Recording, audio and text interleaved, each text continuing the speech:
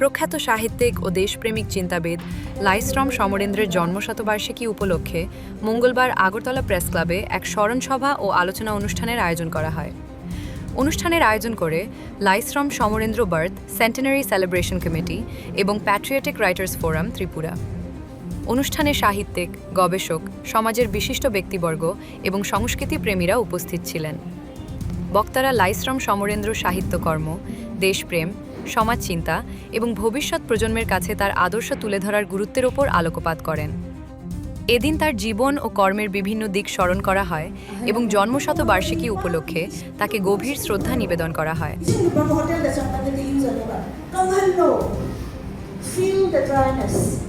Sa isang julo ba doon kaya na baduga akang ba kay krak law baduga